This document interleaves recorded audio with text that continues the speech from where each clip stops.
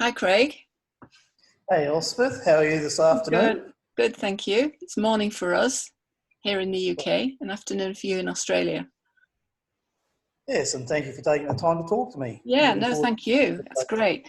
So today we've got a few things we want to talk about, haven't we? Around curriculum internationalisation, especially because I think you're doing some research, aren't you, into looking at a literature review in that area.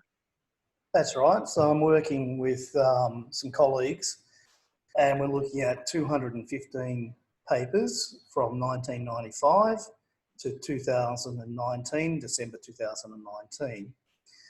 And we're looking specifically at internationalisation of the curriculum and how that's evolved over time through the papers and the kinds of issues that are being addressed and the methodologies that have been used and whether or not these papers use different theoretical kind of framings um, to situate what they're doing or talking about in these particular papers. Mm. Where are you sourcing the papers from? Presumably it's a global review. Yeah, it's a global review. So what we've done is we've interrogated some pretty major databases, so Sage, Web of Science, and ProQuest. And initially we identified using a fairly large search criteria focusing on internationalisation, higher education, about 1,500 papers across Really? each Wow. Yeah. particular database. Then we had an exclusion criteria, so anything that wasn't specifically related to higher education was excluded, and then anything that wasn't specifically related to some keywords. So we had a keyword search strategy, which we looked at titles then and abstracts and then the keywords. So internationalisation curriculum in both spellings, curriculum internationalisation, internationalising the curriculum, internationalising home, for example. Because I know you've spoken to me before about how you think that current definitions of internationalisation of the curriculum are a bit too narrow. Do you think, has this literature review helped you think further about how you'd like them to be developed? What it's shown is that over the last 25 years, effectively, the main rationale for internationalisation of the curriculum has been to respond to the conditions brought about by globalisation. So, in effect, preparing students to live and work in a more globalised world. But I think then that doesn't really address some of the more broader issues that we are starting to see evolve in society. So, for example, aspirationally, yes, it's great that we want students to be intercultural, but and good communicators around that, and we want them to have an international perspective, which basically is, you know, the definition that you and Betty talk about, you know, the intercultural and the international. But the realities of the future, in fact, the realities of today, where you've got increases in nationalism, you've got, you know, xenophobia coming back to the fore again, you've got people not moving so much. I think that limiting what the potential of an internationalised curriculum can offer students and staff who engage in that is too narrow to just simply focus on those particular two streams. Don't you think the intercultural covers that then? I mean, if people are not travelling so much, as it were, and being globally mobile, and if the sort of, as you say, the sort of xenophobia is rising, isn't it all the more important that we try to bring in the cultural rather than the international, as it were, dimensions to it? I think when you start focusing cultural, you start to move towards an area of othering, and the slippage between the positive intent that we want and the negative outcome is very difficult to manage. I absolutely agree, and I've been giving presentations on this, about the need to emphasise the relational and to move that beyond a simple cultural construct.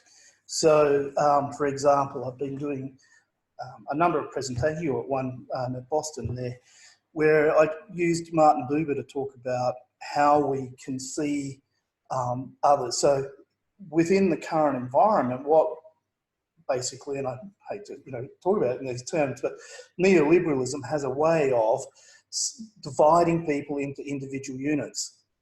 What I've really found fascinating in the current discourse around COVID, particularly at the political level, has been, like with your Prime Minister, Johnson, and Scott Morrison here in Australia, explicit statements to saying that society is real, right? So under Thatcherism, and when you were moving into the period of privatisation, it was all about, well, society doesn't exist. That was the rationale for going down that particular path. So creating segments within society.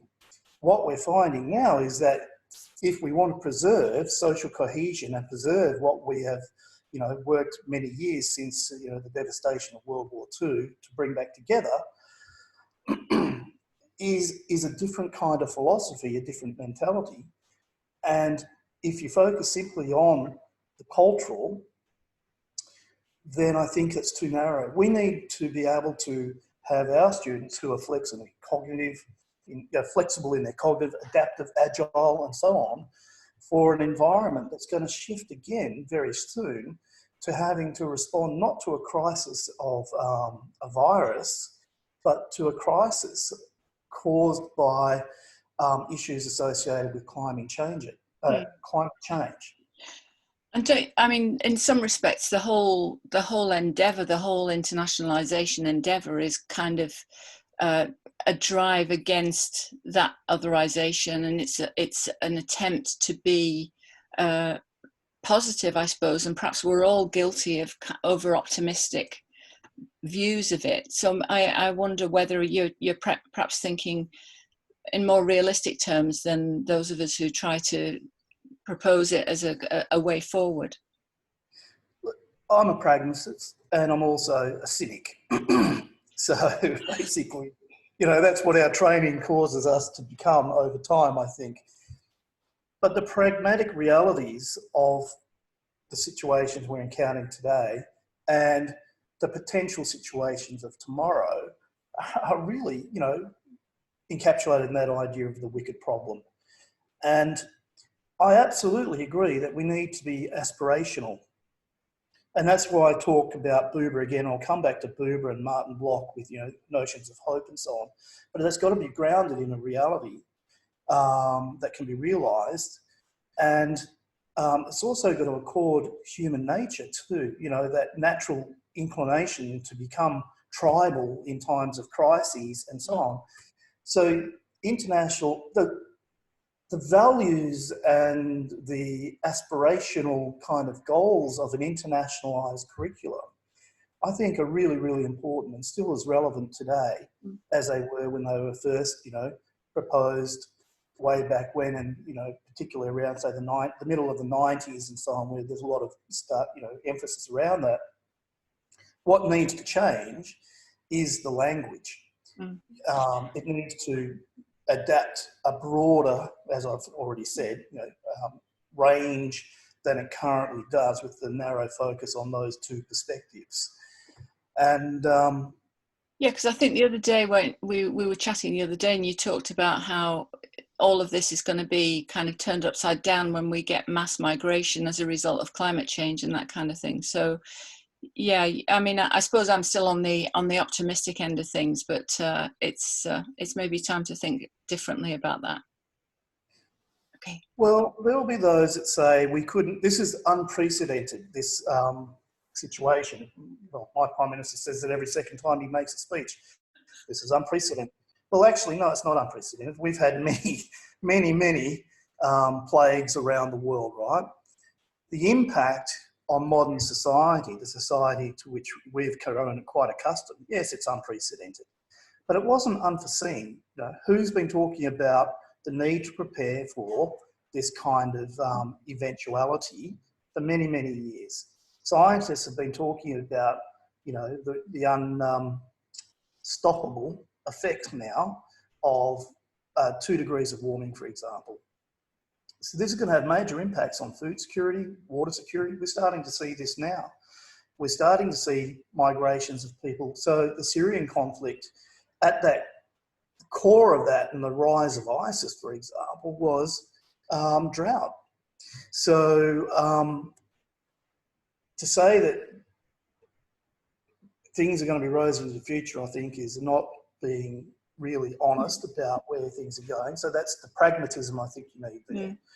So I guess we need to think about not just internationalisation of the curriculum, but other aspects of internationalisation. I mean, do you think the discourses around those will need to change as well? I mean, we've talked about the move to online learning, which obviously everybody's had to do very, very quickly.